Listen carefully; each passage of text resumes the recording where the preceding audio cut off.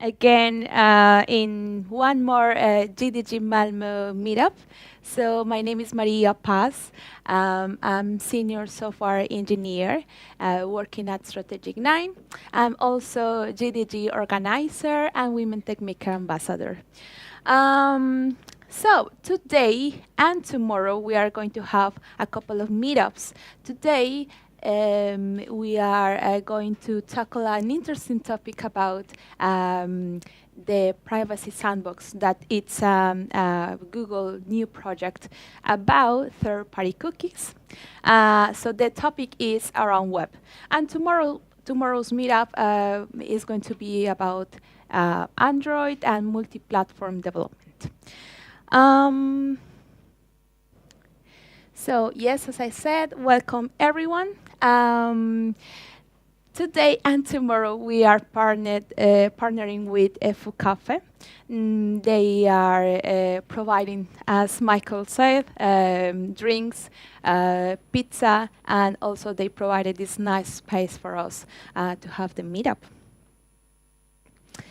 And be prepared, because after Manuela's talk, we are going to play Kahoot, because Google has provided to us some nice swag, and we want to give it to you. So just 5 random questions.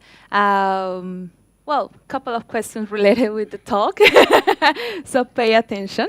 But the rest is just for fun, basically. Yeah, so that's coming after Q&A and after her talk. And yes, so basically, what is Google I/O? The Google I/O event series started, I think it was at the end of June, and it's basically a series of events that happens every year during the summer, and in all the GDGs, Google developer groups around the world. So they started with the Google I/O conference. You were there, yes, I remember you. We had a watching party at that time, and yeah, it was super fun. Of course, we had a lot of comments about artificial intelligence and so on, but other nice features and new updates. And yes, so basically, in this watching party, we started this series of events. And there, okay, we started this year, for example, about AI, but they also started talking about new features in Android, in multi-platform, in web accessibility as well, in material design.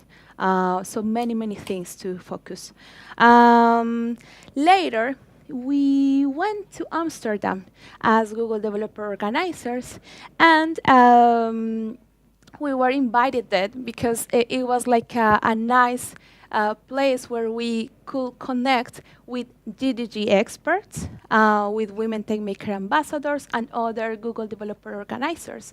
So it was a nice time to connect as well, but during the whole day, we were on technical talks as well with Googlers. So they were telling us, okay, we saw this topic in the Google I/O conference, but here we can show you like hands-on the technology. You can test it, you can ask questions directly to us.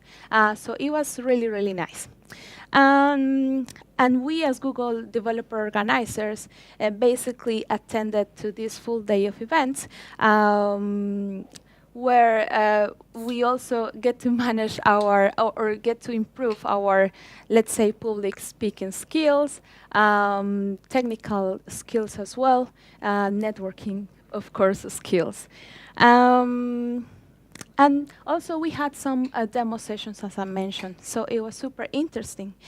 And lastly, then after connecting with the experts, we said, okay, we connected with Manuela, who is currently living in Netherlands, but what if you come to Sweden and you talk about Privacy Sandbox? We managed to get the sponsorship, travel things for her to come in here through Google. And yes, so it's a reality that she came here to share the knowledge about it. And basically, it's like, okay, we learned about this topic in the watching party. Then we were hands-on in the Google I/O Connect. And then the idea is that in the local communities, we get more in-depth into a certain topic. And these topics, we usually listen to our community about, okay, what are you the most interested about? So many people say, okay, what about design? What about web? What about mobile development? So we picked a bit, and those were the topics that we choose.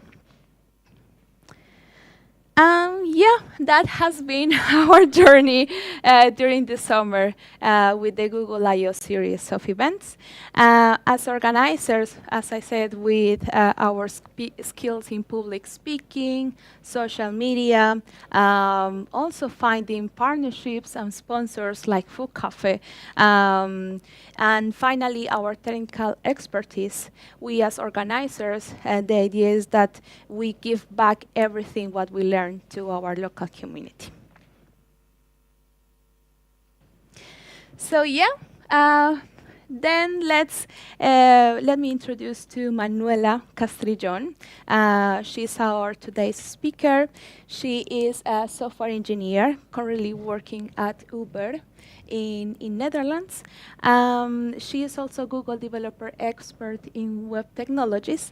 And today's talk, as you saw, is the end of third-party cookies, the new era of for web privacy. So let's give her a warm welcome.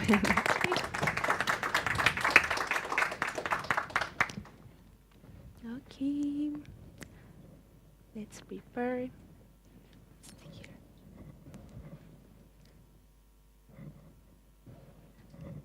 Oh yeah.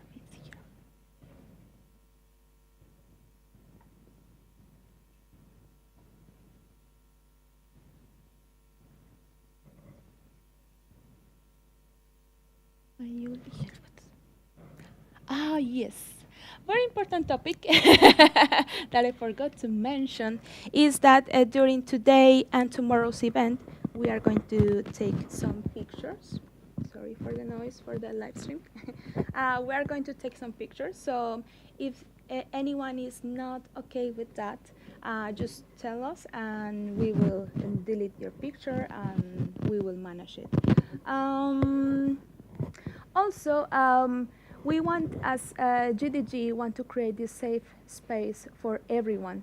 So please be respectful and speak loud if you see or if you heard any type of harassment, because we have a zero tolerance policy against any kind of harassment, and we are attached to the Google community guidelines regarding that. So just to think that is worth it to mention. Yeah, Manuela, please come. Hello.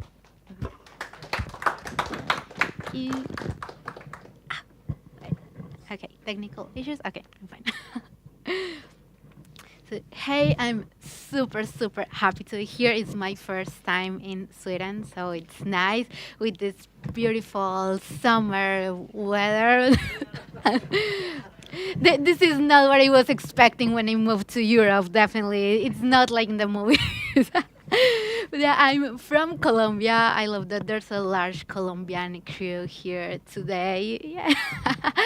And yeah, I moved a few months ago, like 7 months ago, to the Netherlands, and I'm currently working at Uber as a software engineer in the checkout team.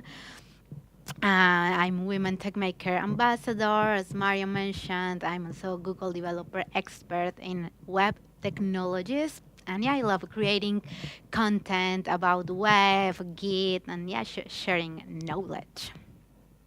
And okay, no, next slide yet. So During 2019, 2020, Google announced the deprecation of the third-party cookies.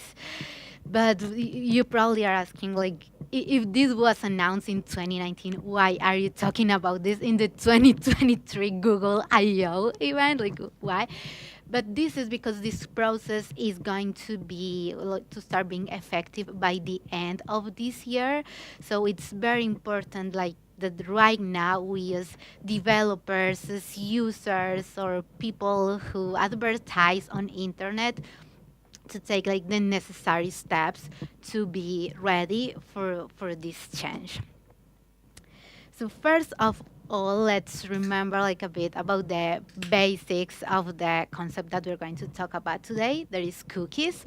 So cookies are small text files that websites store in your computer, so they can save like your configuration, like you prefer language or the content of the shopping cart.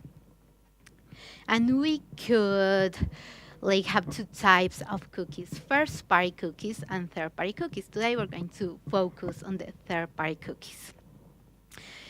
So the first party cookies are the ones that are stored by the website you are visiting. So for instance, we're visiting our travel.site website. We're selling travel packages. And this website stores a cookie on your computer to save the language that you have selected. So in this case, it would be a first-party cookie because it's the same travel.site website who is storing the cookie on your laptop. And then we have the third-party cookies. Let's say, once again, we are in our travel.site. We have a map to show the location of the hotels. But this map service is provided by a different company. And this company also can store cookies on your laptop. In this case, since it's a different company that is storing the cookies using your website, this would be a third-party cookie. The third-party cookies are also used, for instance, to save the chat history, because usually these chats with support in the pages are provided by different companies, so they need to store the history, your information, so if you reload the page, you can see the same chat again. And so far, it looks like really good, like it's safe, it's nice, it's useful to use third-party cookies. But the thing is that in real life, this type of cookies are most commonly used to track your profile, to your browsing history, and create a web profile of you that then allows them to show you personalized advertising. The thing is that in this profiling, they store sensitive information about you, like demographical data or even your location. And these third-party companies that we have no idea like about them could be selling your information to another companies for unethical purposes. And the way how companies can do this is that, let's imagine that we have a social network that is super trendy. So every website wants to add posts about this social network or use their login on their websites. So with this social network will have access to your browsing history, your browsing behavior in all these pages where it is embedded. So with this information, they can create a profile about you. And then if you visit the social network, you see an ad that suggests you to buy the exact same shoes that you were looking for in a completely different website 10 minutes ago. The the other thing with it, this is real. These companies are gathering sensitive information about us, and in some scenarios, these companies know things about us that we don't even know about ourselves. So let's imagine a company tracks the information that you're putting on the app when you have your menstrual cycle. Um, and they have access to your searching history, and they notice that you have some symptoms. So if you enter to a pharmacy, they are going to show you ads for vitamins for pregnant women or something like that. This happens every day with sensitive data. So this is why users are raising this and asking for policies and regulation to control the data that we are providing to these companies to have power over it. And for this reason, Safari and Firefox um, not deprecated but disabled the third-party cookies, I think a few years ago. And Google Chrome will completely deprecate the third-party cookies by the second half of next year. For now, the workaround, what we can do is to block the third-party cookies on the Google Chrome browser. This is in our settings. But the problem with this is that, as I mentioned before, there are also useful and ethical uses for the third-party cookies. So just deprecate it and block it is not enough. We need to find different alternatives that allow us to keep our privacy while still having like personalized experiences, nice experiences on the web, and having access to the good use cases of the third-party cookies. So parallel with the deprecation of the third-party cookies, we have the Privacy Sandbox project. This is a project led by Google that wants to provide like a more secure approach for advertising online, wants to create new standards. This is both for web and for Android. Today I'm going to focus on web, but it's important to mention that it's also for Android. And the technique that this project wants to use is like aggregation, anonymous aggregation techniques that allow the company to have access to the topics or like what the user is interested about, but without sharing personal private information about the users. Wait. Yes. So this project is still like proposals. It's not like the final version yet. So it is formed by around 18 proposals, I think. These are not like the final standards that are going to be implemented. They're currently looking for feedback, iterating, improving it. And today I'm going to mention 3 of these proposals. I am going to mention the ones that I consider are like most mature, that are like the most important in the process of deprecating the third-party cookies. And probably what I'm talking about today is going to change in a month because they are iterating, but the idea is that we like learn about it and give feedback if we want to be part of this process. So the first project is Topics API. And the goal of the Topics API is to display ads based on the user interest, but keeping the information private.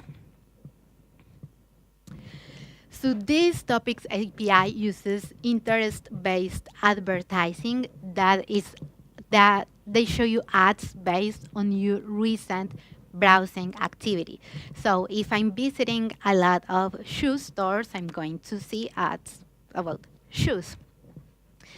This is opposite to context-based advertising that we see a lot of it today. That is ads based on the content about the content of the website that you're visiting. So let's imagine we are in a news website reading an article about the best beaches in Italy. And next to it, you can see an ad of a travel agency that wants to sell you a travel package to that place. So this is super, well, that is not okay. So that is why the Topics API wants to use the interest-based advertising approach.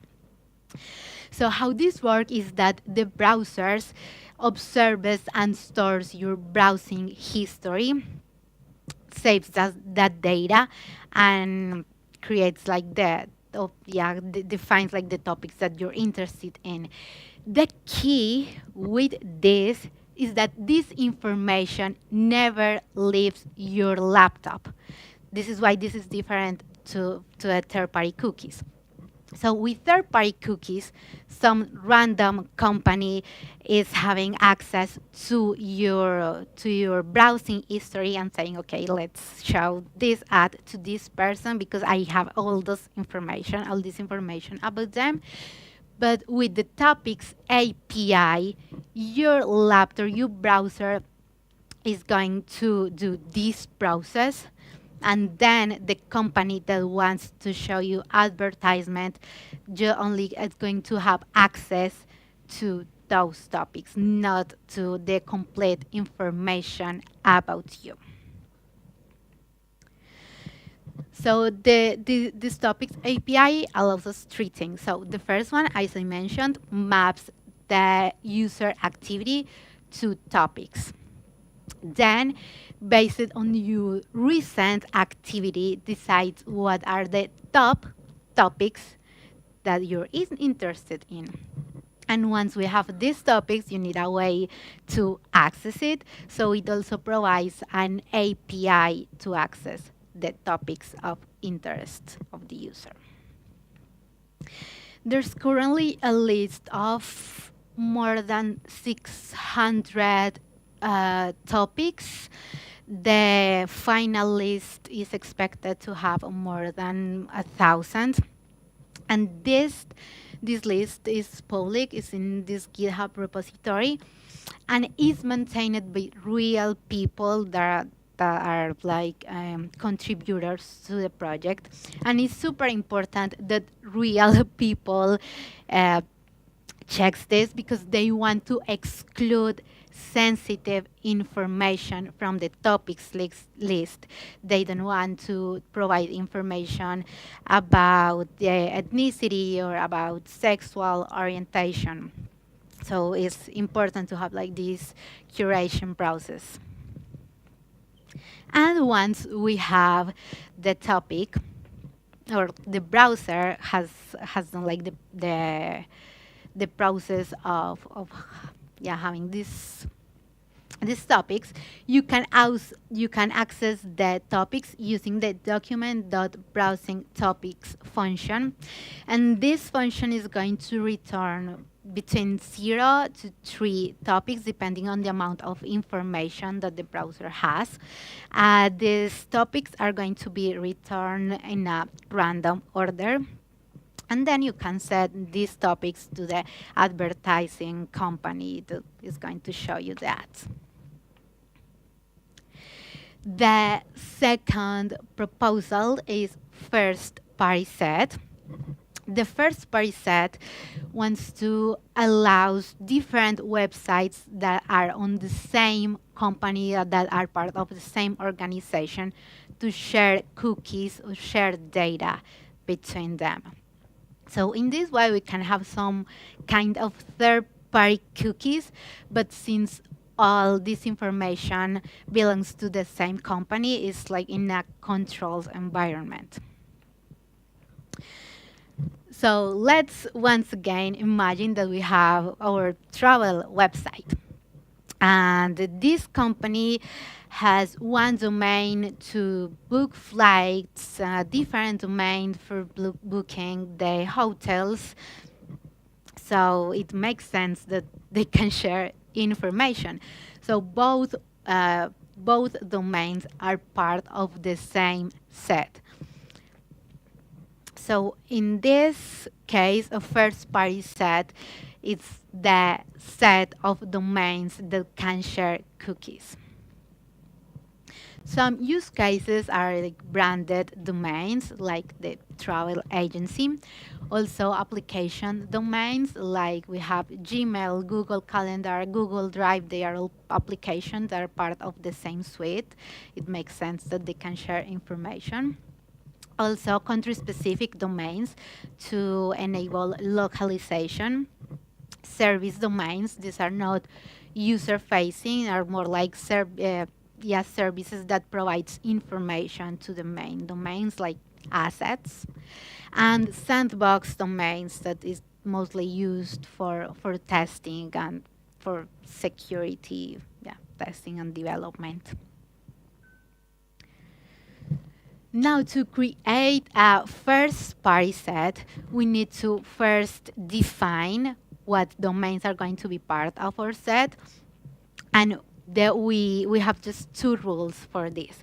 The first one is that the users must know that both sites are related. Like it could be like having the same branding, same logos, links between pages. And also you need an explanation of like how and why the sites are related. Then you need to add this information to this file that is available on GitHub. And this file is the one that the Chrome browser is going to use as the single source of truth to enable the functionality of the first party set. And lastly, you need to prove that you have admin access of these domains, because otherwise anyone could just create random first-party sites with just random domains. So to prove that you have admin access, you need to create this root in your main domain, and this should have the same content of the changes that you submitted to this GitHub repository. And once you have finished this process, you can access to the storage shared between sites with the Storage Access API. And the last proposal that I want to share with you is cookies having independent partitioned state, or just chips. It's easier chips. And what this allows is to have like a partitioned storage for the cookies. So let me show you, it's easier with these pictures. So the chips allow us to have third-party cookies, but only in wait, let me I don't know what I'm saying, but let's imagine the chat functionality that we talk about. This is a legit use of third-party cookies. So let's imagine that C site provides the chat functionality to the website A and B. So how it works right now is that C can access at the same time the data from A and B.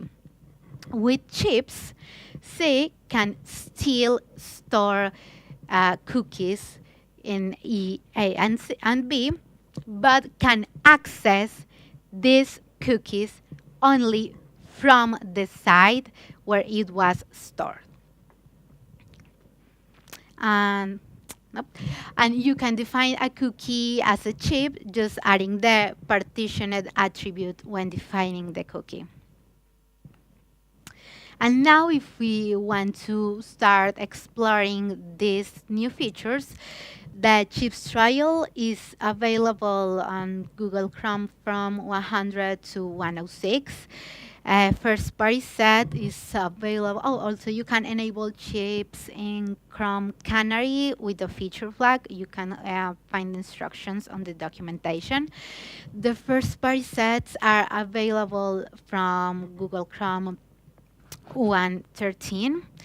And Topics API is not available yet, but it's expected that all these features should be available for all of us by the end of this year, so we can start migrating the things that we need to have to that needs to be done for the deprecation of the third-party cookies. So now the steps that we should follow is that first we need to map the cookies that we are using on our website, and we need to give like special attention to the ones that have like the same site known attribute, because these one are the third-party cookies, and we need to change it. So then, depending on what the cookies are used for, we need to decide if you are going to migrate it to chips or first-party set. Uh, if the cookies are being used for different companies but in a single context, probably chips is a better option. And if the cookies are being used by different domains that are part of your organization, probably first party set is the best choice. And if none of these options like it fits for your use case, you can check the Privacy Sandbox proposals, check different alternatives, and as long as it doesn't rely on cross-site tracking, there should be something that works for you. And lastly, let's remember that this project is still ongoing. We can give feedback, we can report bugs, we can give ideas. In this website, you can find the links to the repositories of all the projects. And yeah, it would be nice to be part of this project that would allow us to have like a more ethical, secure, and private web. And yeah, that's it. Thank you.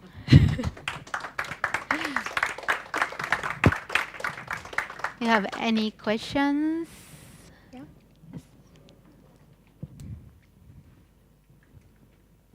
I would imagine that GitHub repository is going to get a lot of file reads. So Yeah. I'm hoping GitHub is going to up their server capacity for that file. Yeah, let's hope that. I don't know how it's going to work. Like how if it's going to be. I don't know if it's going to be maintained by Google employees or the open source community. Because at least for the first party set, I'm sure that there are going to be a lot of pull requests there.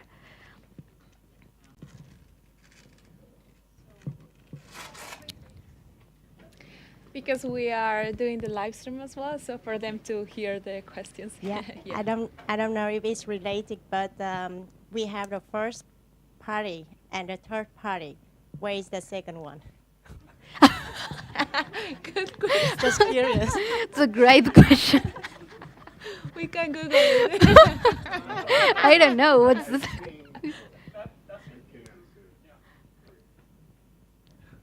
Second party is you. If you were creating your own cookies and saving them on your computer. Oh. Nice. Nice. Yeah, yeah. But makes sense, the question, yeah. We are not all versed. I think that comes from the perspective word where third party of third view is you, and tier view is when somebody is looking at you.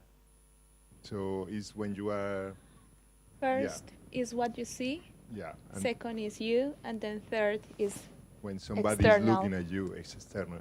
So that is from the perspective word. This is getting so super philosophical here. Nice. Another Any question? questions? Mauricio? So with Privacy Sandbox, I can see that you still can profiling your users, right? It's not like a complete solution. You just get like less granularity and like restricted topics. But has Google like, because I can imagine like after I have the API, I access the sandbox, I retrieve the information, then can store it whatever I want and start profiling. Has Google come up with something to prevent that, or is just like this is the first step and we will think about that later? What I read is that to prevent this, they are going to also throw false data in a small percentage that still that doesn't affect the result of the ads that you're seeing, but enough to prevent, to identify the user.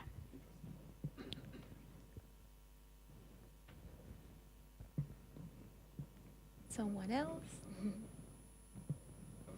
No? Maybe in the live stream, do we have any questions? No. Okay, good. Okay. And so I Swag. think, yeah, thank you so much again, Manuela. Welcome. So I think